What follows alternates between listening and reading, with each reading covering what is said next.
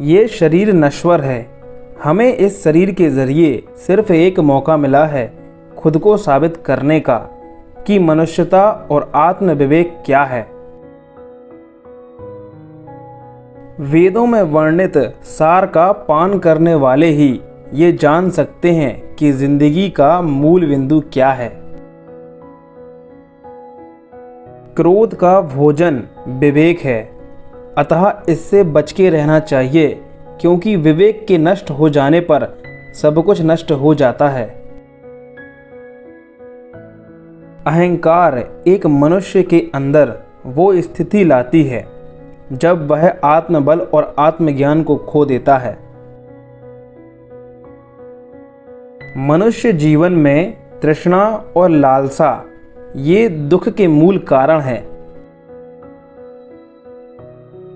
क्षमा करना सबके बस की बात नहीं, क्योंकि ये मनुष्य को बहुत बड़ा बना देती है। काम मनुष्य के विवेक को भरमाकर उसे पतन के मार्ग पर ले जाता है।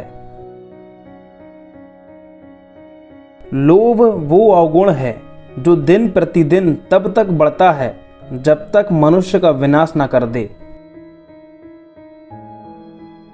काम करने से पहले सोचना बुद्धिमानी है, काम करते समय सोचना सतर्कता है, और काम करने के बाद सोचना मूर्खता है।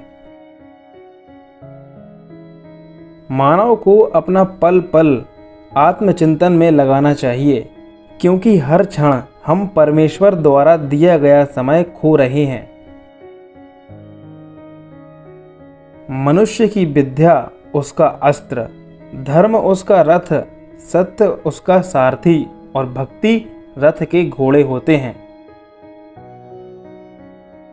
इस सर्वव्यापक ईश्वर को योग द्वारा जान लेने पर हृदय की अविद्या रूपी गांठ कट जाती है, सभी प्रकार के संशय दूर हो जाते हैं और भविष्य में किए जा सकने वाले पाप नष्ट हो जाते हैं। अर्थात ईश्वर को जान लेने पर व्यक्ति भविष्य में पाप नहीं करता। जिसने गर्व किया उसका पतन अवश्य हुआ।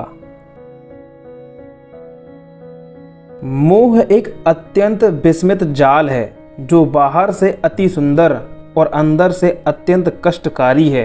जो इसमें फंसा वो पूरी तरह उलझ ही गया।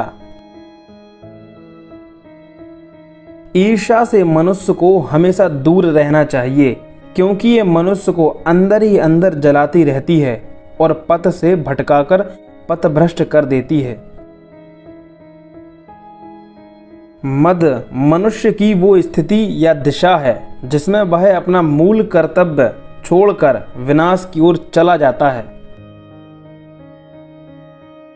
संस्कार ही मानव के आचरण की नींव होता है।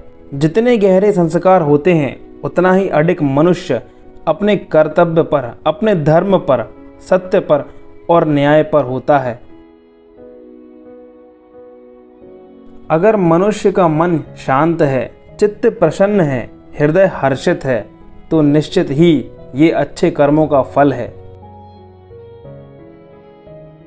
जिस मनुष्य में संतुष्टि के अंकुर फूट गए हो वो संसार के सुखी मनुष्यों में गिना जाता है। यश और कीर्ति ऐसी विभूतियां हैं जो मनुष्य को संसार के माया जाल से निकलने में सबसे बड़े अवरोधक होते हैं।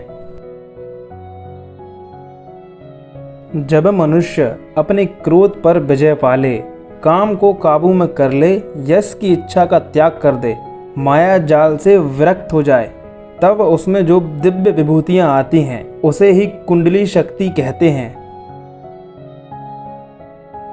आत्मा परमात्मा का एक अंश है जिसे हम अपने कर्मों से गति प्रदान करते हैं, फिर आत्मा हमारी दशा तय करती है।